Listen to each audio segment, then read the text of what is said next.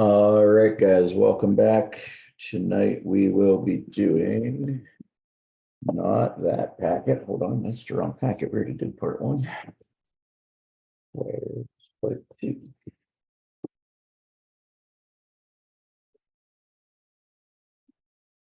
Part two. Okay, better. So tonight we will start tackling the second part. So this will take us 2 nights to get through all the things for Polar Part 2, and then that will conclude Polar.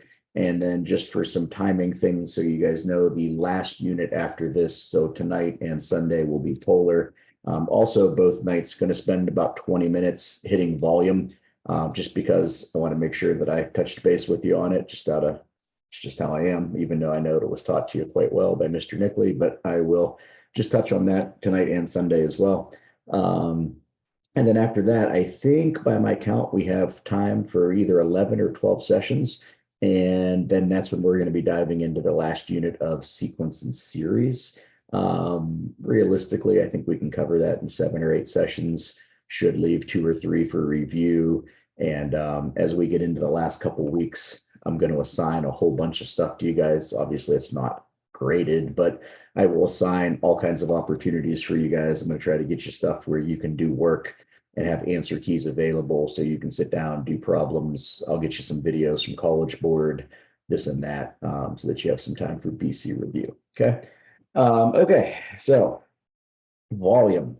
Let me get a blank piece of paper here real quick. So, hopefully this makes sense. You've had your volume lesson already. So whenever we're talking volume, I always introduce volume with y is equal to the square root of x. I think that's a friendly function for starting volume with.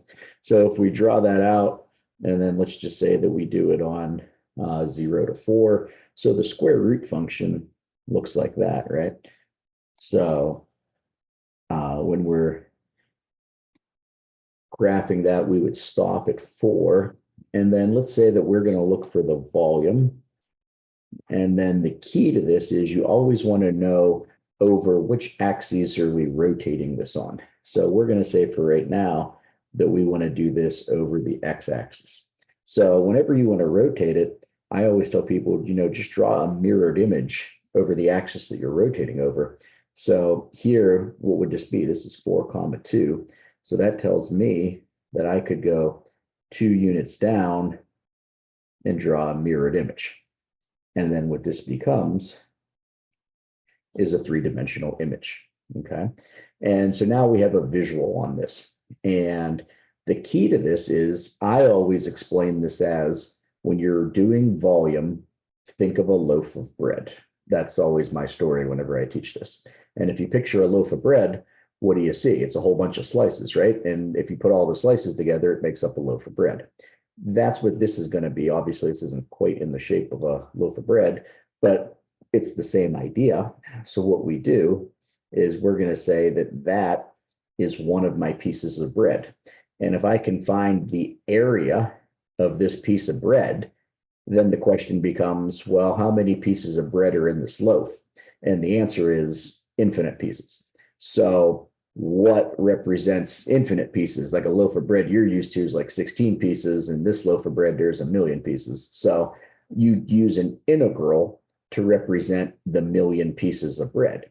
So here's the first key, is that I want to find the area of just that singular piece of bread, right? So then the question becomes, all right, if we're going to do that, what is the shape of that piece of bread? Hopefully you're telling me it's a circle, right?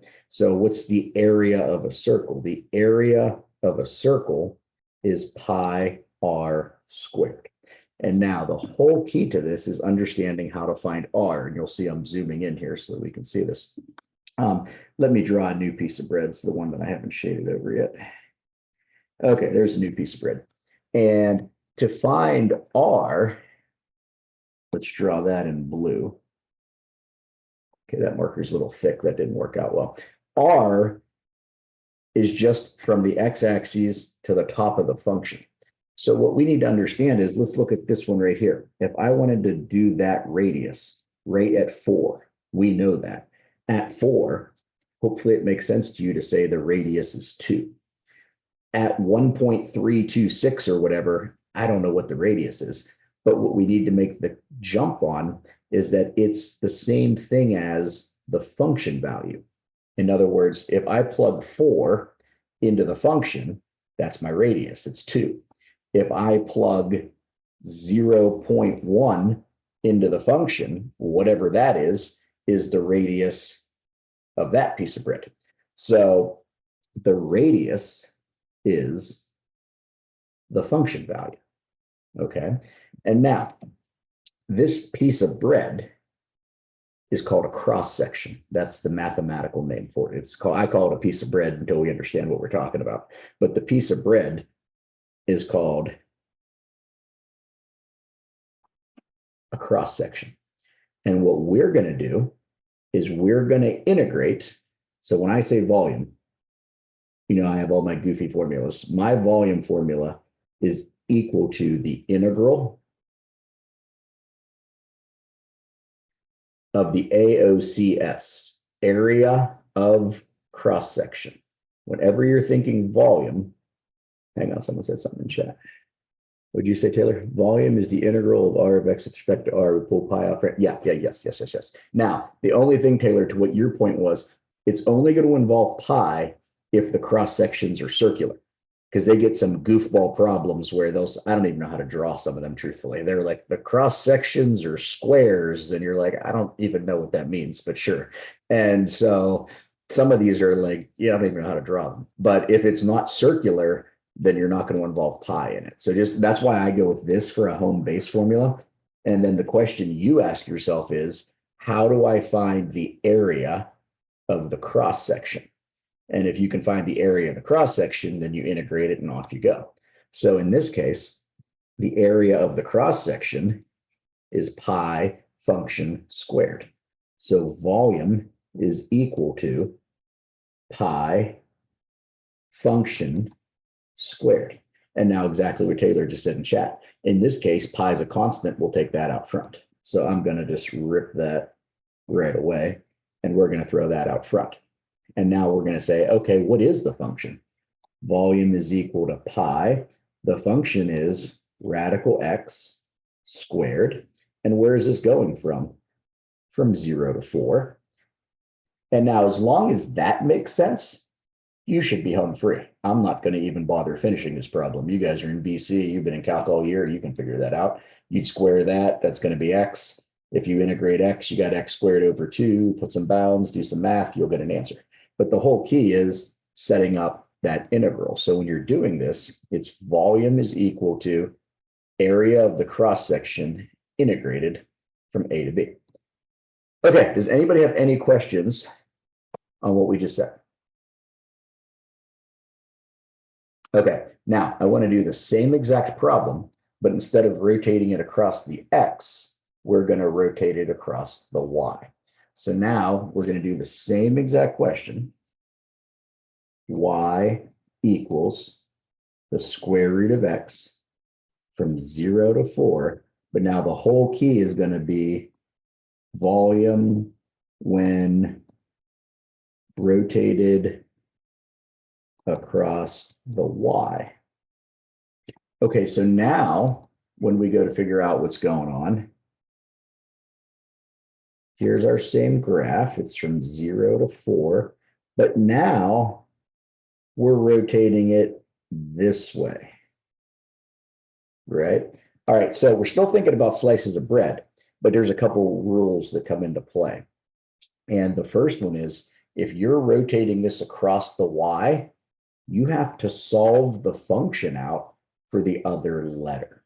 So if we have Y is equal to radical X, we have to solve this out for X equals. So this would be Y squared is equal to X. I squared both sides. And this is now our function, because when you rotate across the Y, all the variables now are going to be in terms of the axis that you're rotating over. So this would be with respect to Y. Okay, and then the other thing we need to keep in mind is, now since I'm rotating over the Y, I don't care about this 4 anymore. Now my variables are going to be from 0 to 2. So when we go to set up this integral, it's going to be the integral from 0 to 2 of y squared dy, and I'm going to throw a pi out front. Where is that all coming from? That's pi function squared dy from 0 to 2. And as once you get and all the, like realistically, they don't ask you anything super mathematically challenging on the AP exam in terms of volume, but you got to have the setup. Some questions will just say, this is it. Like I've seen questions on the AP exam where this is choice A and B, C, and D all look very similar, but different. And they just ask for the setup because they trust at this point, you could turn that into y to the 4th and then y to the 5th over 5 and sure. But the setup is the part that most of these problems are interested in. So obviously we can look at different functions and stuff. But that is a quick crash course on x-axis and y-axis rotation of volume. Do you guys have any questions on that? Okay, let me give you a couple problems to try. So I just wanted to give you a 10-minute lesson. So both nights, tonight and Sunday, we will do just a little bit of volume and see what we come up with. Okay, fine. This didn't copy the darkest. Find the volume if the region enclosed by y equals radical x and y equals x squared. Now, in the lesson I just taught you, I only used one function. Let me pull that back out for a second. Sorry, I only did disks. There's a thing called disks and there's a thing called washers. If you have one formula, it's called disks. One formula is called disks. If you have two formulas, that is called washers. And when you have two formulas, think about when we learned area. When I taught you area, remember we had this top curve and then we had that bottom curve. And if I wanted the area between these guys, I told you to do what? Take the integral of the top curve minus the integral of the bottom curve. Let's take these two exact curves and rotate them across the x. There's one, there's the other. Sure. Here's my circles. Not the best drawing that I've ever made, but you get something that kind of looks like that. Okay, what am I getting at here? Now, instead of top curve minus bottom curve, it's going to be for volume, you want to locate the curve on the outside and you want to locate the curve on the inside. So once you have a 3D model going, instead of top minus bottom, area is top minus bottom. Volume is the integral of the outside minus the integral of the inside. And it's still the same process. How do we integrate? It's find the volume, find the integral of the AOCS, area of the cross section, and go from there. And now you just do it twice and you do the outside minus the inside. Okay, so with that all said, let's have you guys try this. I will give you 3 or 4 minutes, see if you can come up with an answer. Go.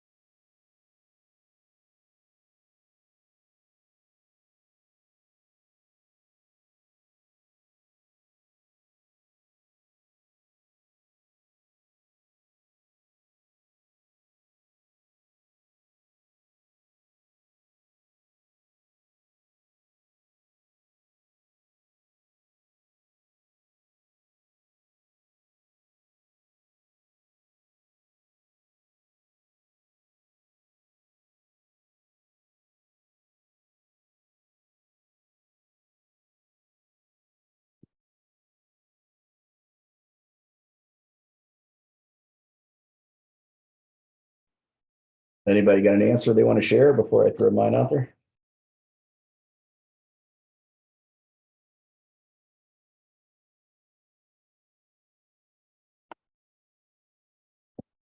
I see in chat. Yeah, I got the same thing to it. So for a setup, now you could connect these two and make it three-dimensional instead of making this look like a Pac-Man shape like I did. But here's the red curve is the outside, the blue curve is the inside, and then here's the math that would follow for that.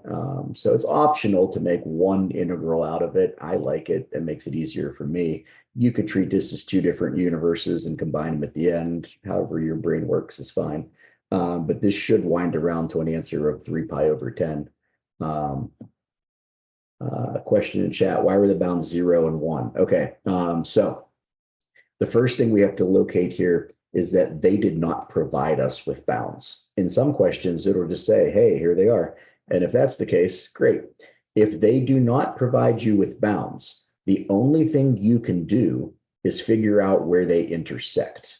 And that's if they don't provide bounds, that means these things will intersect nicely. Otherwise, you're just in trouble and you have no idea. Because if they never intersected, you'd be stuck. So if they do not provide bounds, that means there's going to be a nice intersection point. So you take the two functions that they gave you and just set them equal to each other. So if we say radical x is equal to x squared, and we want to solve that, square both sides. So that would be x is equal to x to the fourth. Bring this all together. X to the fourth minus x is equal to, where I put that 0 on both sides.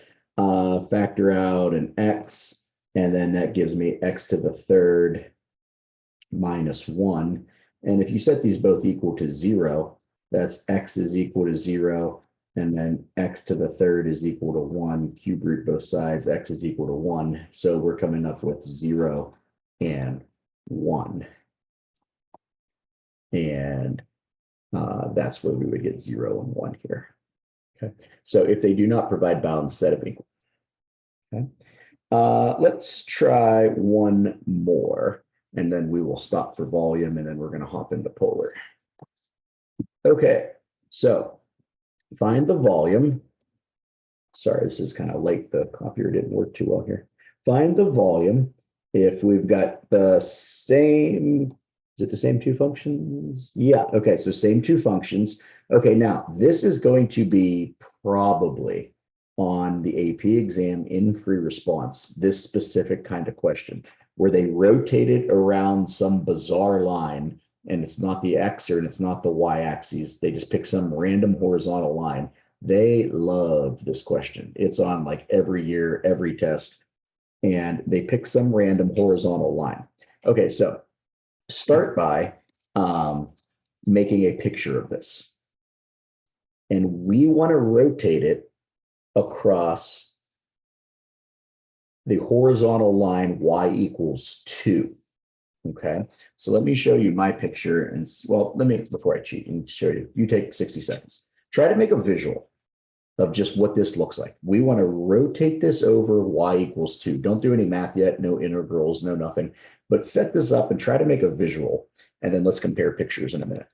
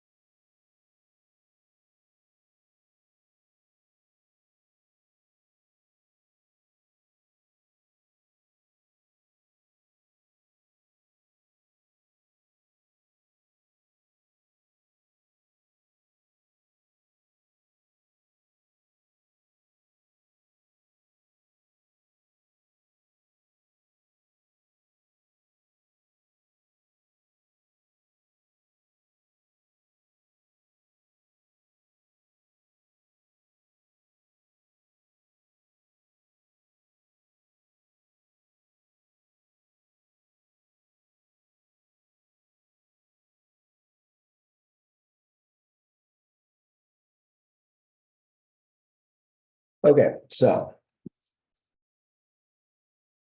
here's what I'm looking at. So we've got two functions. We've got x squared and we've got radical x. And now I've got them mapped out. Here's where they intersect at 1, 1. And now we want to rotate this across 2.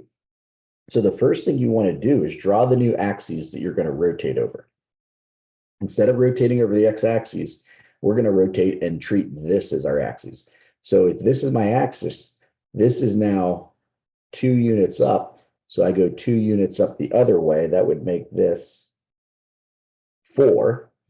Okay. And so now when we rotate these, you can see the two pieces of bread, the two cross sections. And we need to come up with a formula that will represent each of those radii, each of those cross sections, because it's going to be pi function squared, but we need to come up with something that's going to represent that, right? So if I just told you 2, just I want it to be 2, that would be this, right? That's from 0 to 2. That's 2. But what I want is this line and this line. Okay, so let's pretend our conversation is around all things blue. If I told you f of 1, f of 1 would be right there, right? That from there to there is f of 1. But if I tell you 2, just the number 2, that's the whole thing, right? So if I want to represent the radius, does it make sense to say that the radius would be the number 2 minus the function value? Talk to me, ask questions. These get a little wild towards the end when we get into these ones. It's the number 2 minus the function value. What's f of 1? 1. So if I take 2 minus where my pen's going up and down, you're left with the radius. If it makes sense, that's awesome. Good news, you'll totally get a 5 on the AP exam with or without this skill. This is not an end-all be-all type thing. They are going to ask this though, so I try to make sure you can make sense of it. Bronwyn, was there a question coming? Mostly I don't get it. That's fair. How are you? Can you go back to the original drawing of this particular one in terms of why it seems to be reversing like the direction, and why wouldn't it just be moved up if it was y equal 2? Because the x-axis is y equals 0, right? That is correct, So yes. we just did like the same problem with y is equal to 0. Why isn't Mhm. it just moving up? Why does it seem to be reversing? So when it's y equals 0, you got to picture where it rotates, right? So when it's 0, it's turning. It's hard to tell you this on a Zoom screen, but it's turning. Picture it turning, right? It would turn over the line. So if I turn it, it's turning this way across the x-axis, right?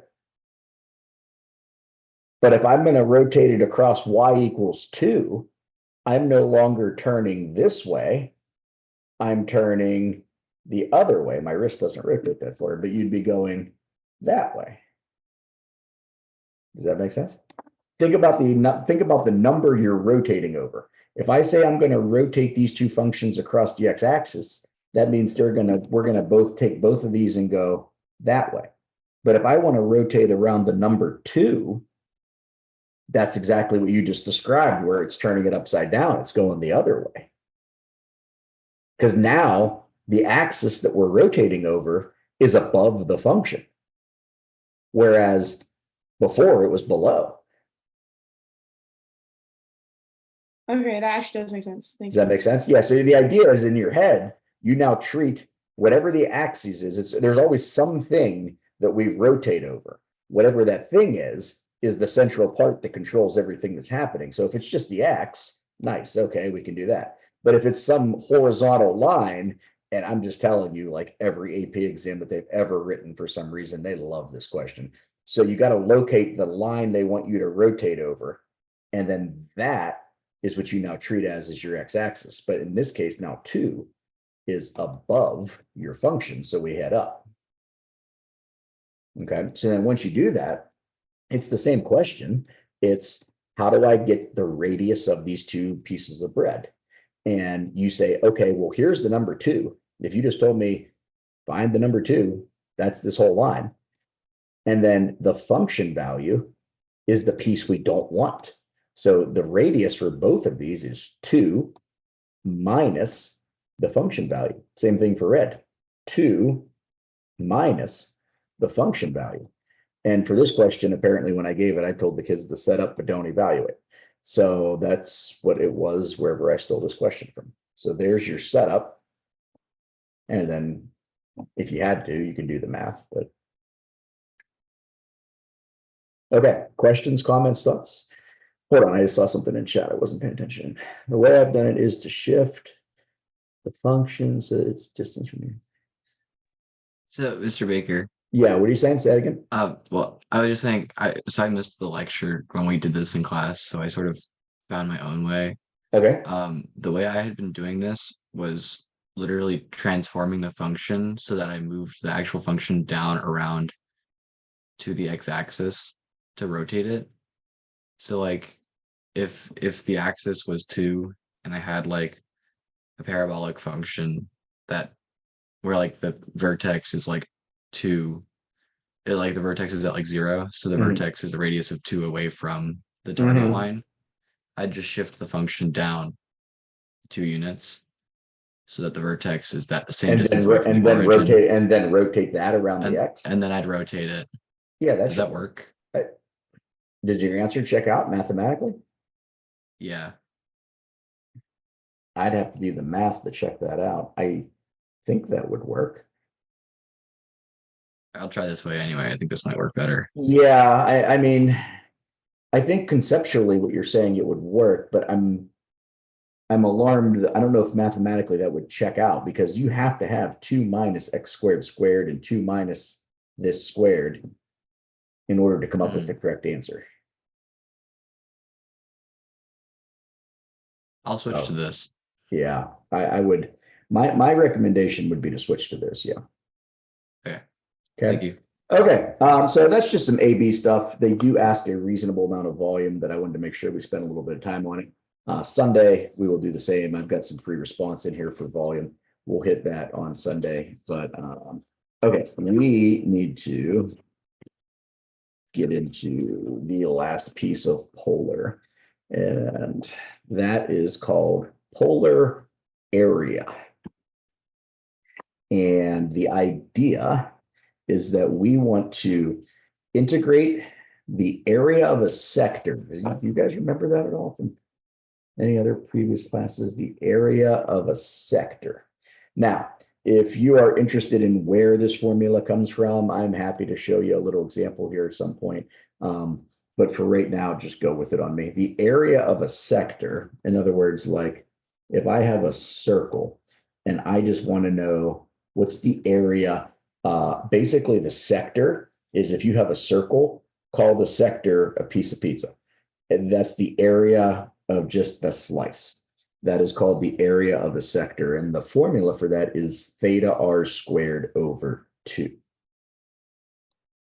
So since we know the area of a sector is theta r squared over 2, I'll give you 30 seconds here in case you're copying. I'm going a little quick.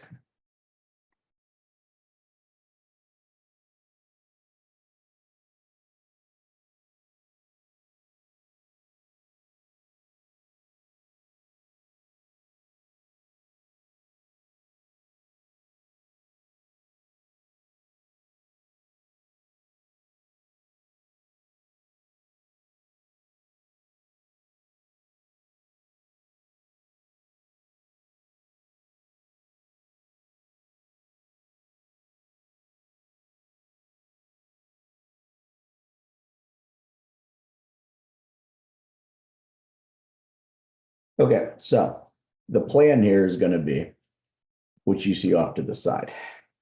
We're going to be looking for polar it's going to be, if I want to find this polar region, they call this alpha to beta. I'm A to B, same thing, whatever. This is just book text stuff. But if we want to find this area, it's going to be, it is theta r squared over 2. It's just in this case, we are using r squared inside the integral. This half that's out front is the over 2 piece. But this is the polar formula for the area of a polar region. And then up here, they call it f of theta. That was the other way I told you when we were doing tangent stuff and derivatives of polars, that you could also tackle this. So take a second, copy that down.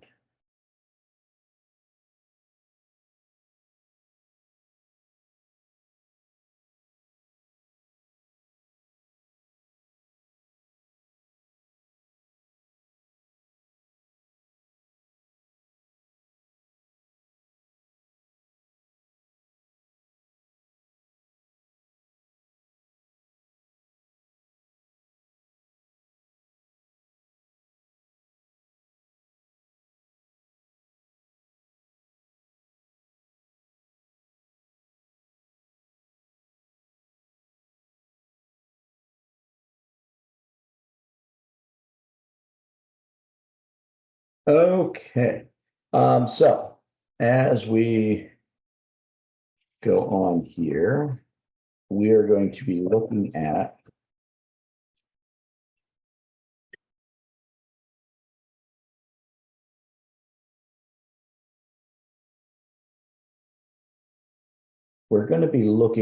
these polar graphs. And some of them are a little weird. And truthfully, this is the type of lesson where you could spend weeks covering this topic. This could get very in-depth.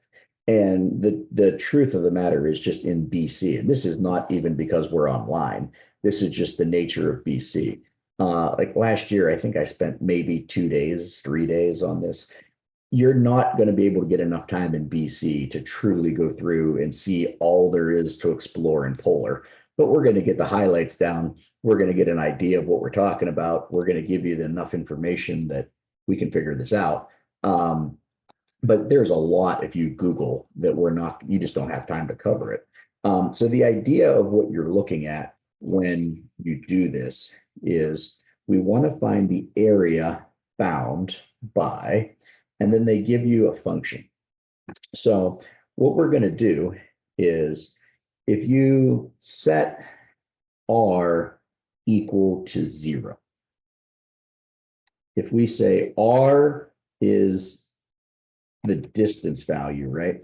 And so when you look at where r is 0, think about where 0 is at. 0 is like right here. So if I let this be equal to 0, that's 4 cosine 2 theta. And r is going to be lines that shoot out, right? And if you solve this equation out, let's see what we would get. I'm going to divide both sides by 4. So 0 is equal to cosine 2 theta.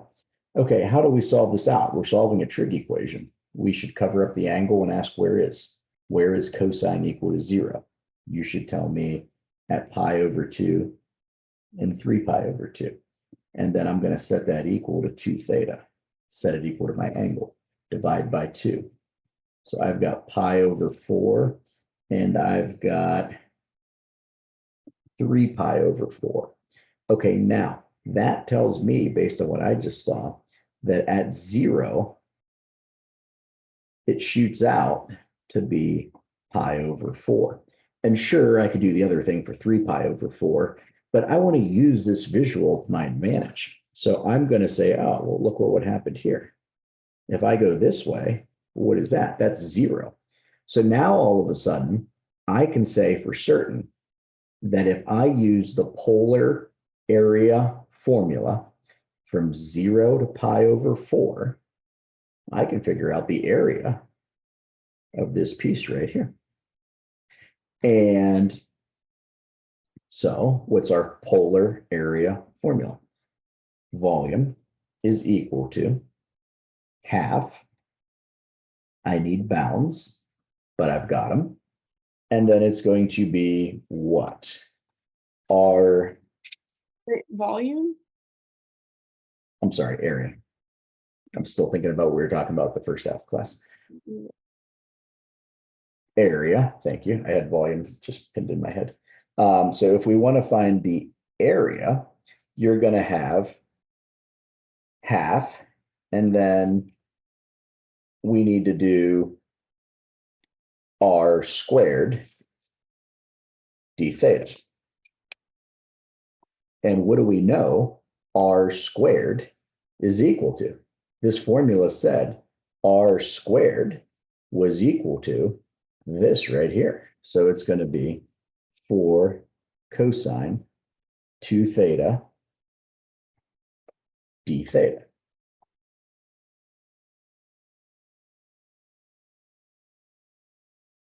Okay. All right. I will let you take a second and go through and crank out this math and tell me what you came up with. I see an angle that's more than x, or in this case, more than theta. So that is certainly sounding like U substitution to me.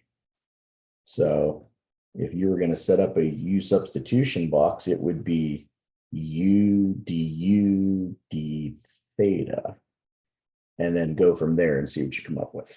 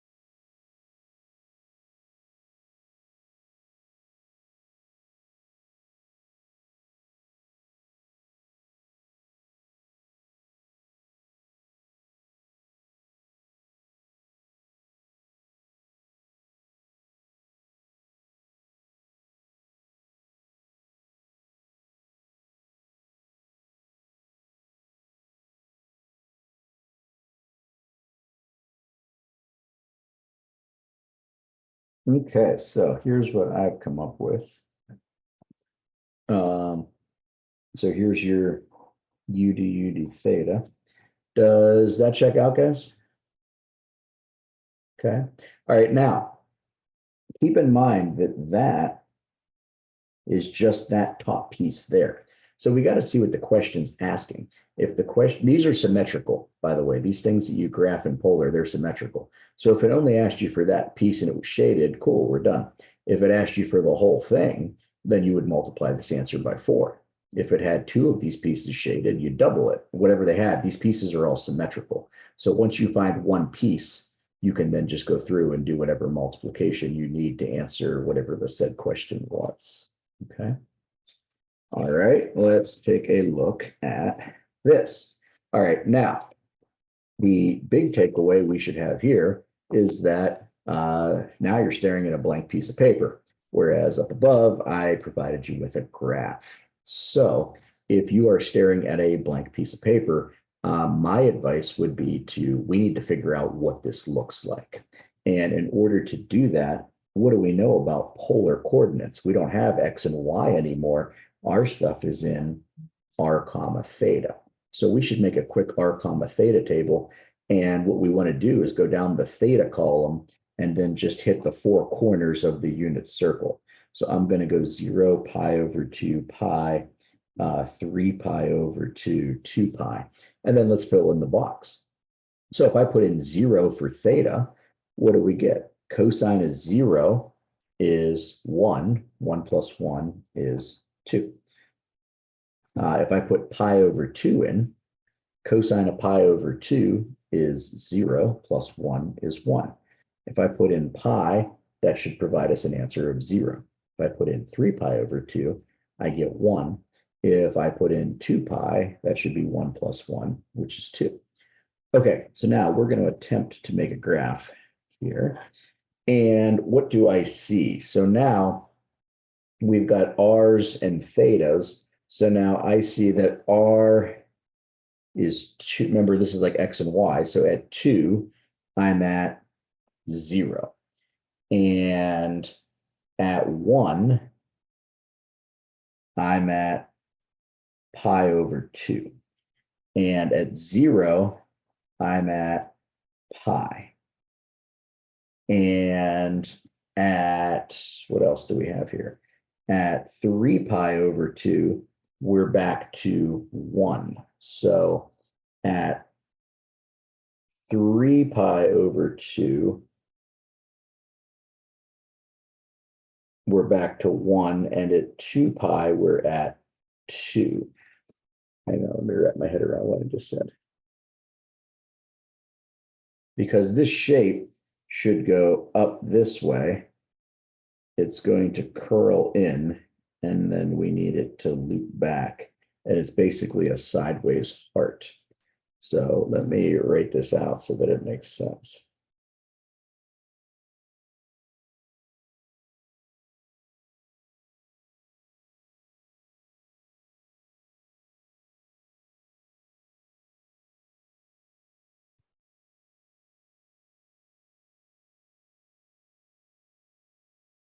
So theta is the angle that you are working with, right? So I shouldn't have wrote pi up there. Theta is the angle you are working with. So when you are at 1, we're at pi over 2. Pi over 2 is at 90 degrees. And when you're at 1 again, that's 1 unit up. Let me draw this again. I think I confused you guys. In terms of graphing this, if R is how far up or down I am going. So when I am 1 unit up, I am at pi over 2. And pi over 2 is at 90 degrees. And when I'm also at 1, I'm at 3 pi over 2. Think of this as graphing on a circle. So this is 1 and 1, but 90 degrees in each direction. And when I'm at 0, I'm at pi. And that is going to take you to, that's what's going to connect these two. And then when you say the other direction, we should land at something that looks roughly like that. Now, what you have to do is basically figure out the function. This is R. But now don't forget what the volume or area formula is of this. The area is going to be, the area is half R squared. So it's going to be this function squared. So 1 plus cosine theta squared. It's a half.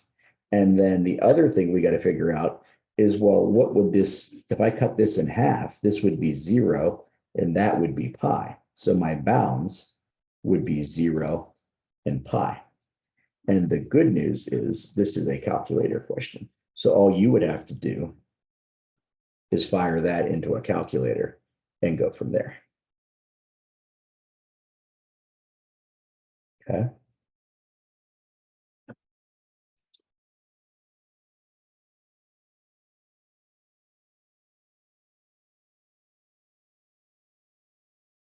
Taylor, I found the bounds by just saying the easiest thing I could see to do was cut this guy in half. And then that will take me, like, pretend this is a unit circle. That would be from 0 to pi. And then that would give me that piece right there. Your goal is just to find a way to slice these in the easiest way possible. Whereas, like in the last problem, I said, oh, I just want to find this piece up here. Whereas in this problem, it was, oh, if I cut this in half, then you've got an answer that way. Okay, so fear not, we will do way less volume on Sunday, way more polar on Sunday, because we need to clearly clear some of this up. I can see a little bit of confusion there, and that's okay. Polar is not a huge topic, guys. Again, I'm going to keep reminding you, keep in mind, 70% of your test is like A/B. These are just all little things sprayed about. You'll see 1 or 2 little questions on this. So we'll cover this more in depth on Sunday, and we will wrap up that topic. And then after that, we've only got 1 unit left. So in terms of timing, I think we're okay. Like, you will 110%, you're going to get every lesson taught. In terms of like review and stuff, I'm going to try my best to give you guys a bunch of resources and suggest you do a bunch on your own in terms of preparation. And I'll give you answer keys and videos and all kinds of good stuff. But we will 100% cover every lesson. And then I will give you guys probably 7 or 8 different things you can work on that'll have answer keys and videos and stuff like that. And I think when you combine that with what you're doing with Mr. Nickley, I think you guys are going to do just fine. So don't be too nervous or anything. Just keep coming, keep going. I think you guys are going to do good. So I will see you guys Sunday night, and we will wrap up Polar, do a little bit of volume. And then after that, we only got 1 unit to go. So good job. Enjoy your day tomorrow. Enjoy your weekend. I will see you guys Sunday night. Thank you.